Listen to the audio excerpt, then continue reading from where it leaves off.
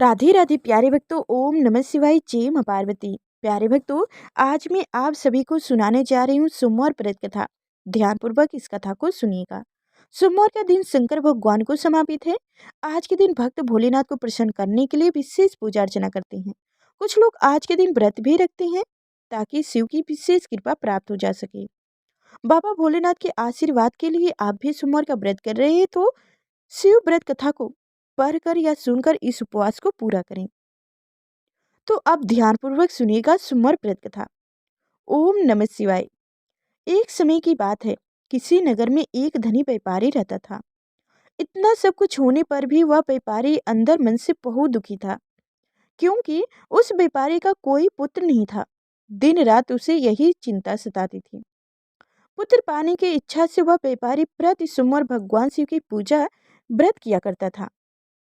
संध्या काल को व्यापारी शिव मंदिर में जाकर भगवान शिव के सामने घी का दीपक जलाया करता था। उस व्यापारी की भक्ति देखकर एक दिन मां पार्वती ने भगवान शिव से कहा, हे प्रन्नाथ, यह व्यापारी आपका सच्चा भक्त है। कितने दिनों से यह सोमवार का व्रत और पूजा नियमित कर रहा है। भगवान, आप इस व्यापारी की मनोकामनाएं अवश्य पूरा करें।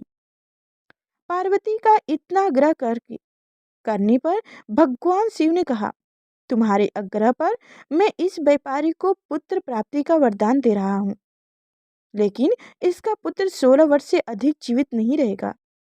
उसी रात भगवान शिव ने स्वप्न में उस व्यापारी को दर्शन देकर उसे पुत्र प्राप्ति का वरदान दिया और उसके पुत्र के 16 वर्ष तक जीवित रहने की बात भी बताई।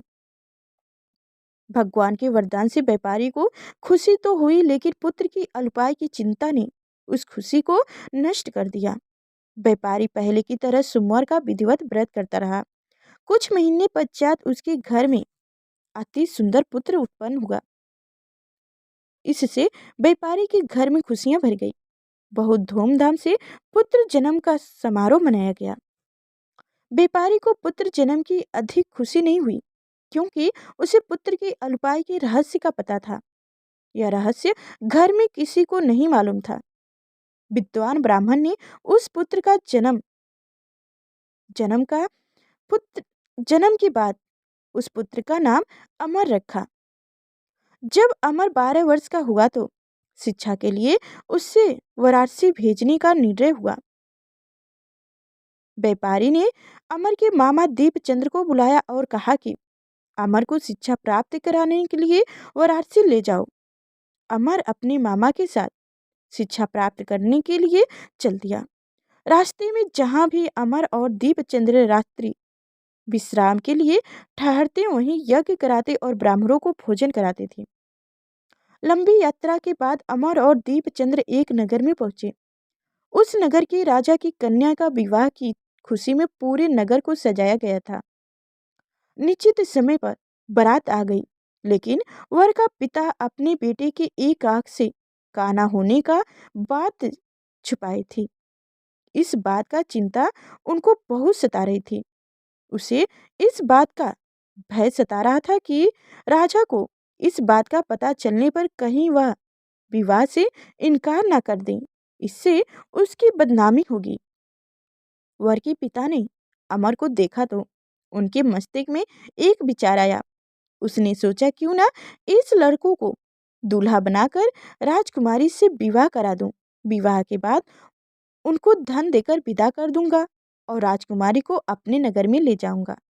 वर के पिता ने इसी संबंध में अमर और दीपचंद्र से बात की।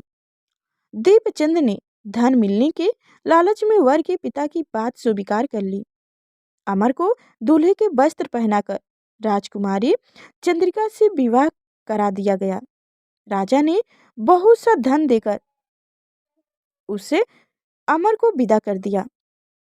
अमर जब लौट रहा था तो सच नहीं छुपा सका। अमर उसने राजकुमारी की ओढ़नी पर लिख दिया, राजकुमारी चंद्रिका, तुम्हारा विवाह तो मेरे साथ हुआ है। मैं तो वाराणसी में शिक्षा प्राप्त करने जा रहा हूँ। अब तुम्हें जिस नए वध के विवाह जिनका हुआ है, आप नई युवक की पत्नी बनेंगी। वह एक आग के काना है। जब राजकुमारी ने अपनी ओढ़नी पर लिखी हुई पढ़ी तो उसने काने लड़के के साथ जाने से इनकार कर दिया। राजा ने जब बातें ये सब बातें जानकर राजकुमारी को महल में रख लिया। उधर अमर अपने मामा दीपचंद्र के साथ वाराणसी पहुंच गया। अमर ने गोरखुल में पढ़ना शुरू कर दिया। जब अमर की आयु 16 वर्ष की पूरी हो गई तो उसने एक यज्ञ कराया। यज्ञ की समाप्ति पर ब्राह्मणों को भोजन कराया और खूब अन्य वस्त्र दान दिया। रात्र को अमर अपने शयन कक्ष में सो गया। शिव के वरदान के अनुसार शयन वस्तु में ही अमर के प्राण पंखुर उड़ गए। सूर्योदय पर मामा अमर को मृत देखकर रोने पीटने लगे। आसपास के लोग भी एकत्रित होकर दुख प्रकट करने लगे। मामा के रोने विलाप करने के स्वयं समीप से गुजरते हुए भगवान शिव और माँ पार्वती ने भी सुनी। पार्वती जी ने भगवान से कहा, प्राणनाथ, मुझसे इनके रोने के स्वर सहन नहीं हो रहे हैं। आप इस व्यक्ति के कष्ट को अवश्य दूर करें। भगवान शिव ने पार्वती जी के साथ अद्र रूप में समीप जाकर अमर को देखा तो पार्वती जी ने से बोले, पार्वती, ये तो उसी व्यापारी का पुत्र है। मैंने उसे 16 वर्ष की आयु का वरदान दिया था। उसकी आयु तो पूरी हो गई है। पार्वती जी ने फिर भगवान शिव से निवेदन किया, हे प्राणनाथ, आप इस लड़के को जीवित करें, नहीं तो इसके माता पिता पुत्र की मृत्यु के कारण रो रो कर अपने प्राण को त्याग देंगे। इस लड़के का पिता तो आपका परम भक्त है। वर्षों से सुमर का व्रत करते हुए आपको भोग लगा रहा है। पार्वती के आग्रह करने पर भगवान शिव ने उस लड़कों को जीवित होने का वरदान दे दिया और कुछ ही पल में वह जीवित होकर उठ बैठा। शिक्षा समाप्त करके अमर मामा के साथ अपने नगर की ओर चल दिया। दोनों चलते हुए उसी नगर में पहुंचे जहां अमर का विवाह हुआ था। उस नगर में भी अमर ने यज्ञ का आयोजन किया। समीप से गुजरते हुए नगर के राजा ने यज्ञ का आयोजन देखा। राजा ने अमर को तुरंत पहचान लिया। यज्ञ समाप्त होने पर राजा अमर और उनके मामा को महल में ले गया और कुछ दिन उन्हें महल में रखकर बहुत सा धन वस्त्र देकर राजकुमारी के साथ विदा कर दिया। रास्ते में सुरक्षा के लिए राजा ने बहुत से सैनिकों को भी साथ भेजा। चंद्रदीप ने नगर में पहुंचते ही एक दूत को घर भेजकर अपने आगमन की सूचना भेजी।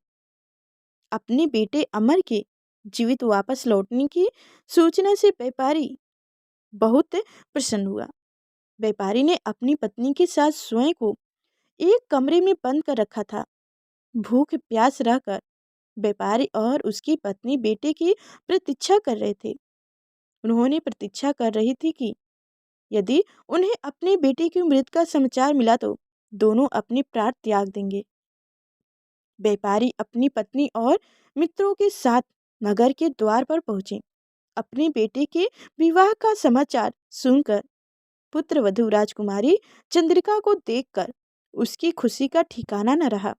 उसी रात भगवान शिव ने व्यापारी के स्वप्न में आकर कहा, हे हे व्यापारी, मैंने तेरे सोमवार व्रत करने और व्रत कथा सुनने से प्रसन्न होकर तेरे पुत्र को लंबी आयु प्रदान की है। व्यापारी बहुत प्रसन्न हुआ। सोमवार का व्रत करने से व्यापारी के घर में खुशियां लौट आई। शास्त्रों में लिखा है कि जो स्त्री पुरुष सोमवार का विधिवत व्रत करते हैं और व्रत कथा सुनते हैं, उनकी सभी इच्छाएं पूरी होती हैं। जय शिव शंकर, जय माँ पार्वती। प्यारे भक्तों, हमारी कथा आप सभी को कैसी लगी कमेंट में अवश्य बताइएगा। और अभी तक हमारे चैनल को सब्सक्राइब नहीं किए हैं तो सब्सक्राइब करके बेल आइकन की घंटी दबा दीजिएगा, ताकि आगे जो मैं इसी व्रत कथा लेकर आऊँ तो सबसे पहले आप तक नोटिफिकेशन पहुँचे, जो मेरी कथा को आप समय से ही सुन सके। और कमेंट में ओम नमः शिवाय लिखना ना भूलिएगा।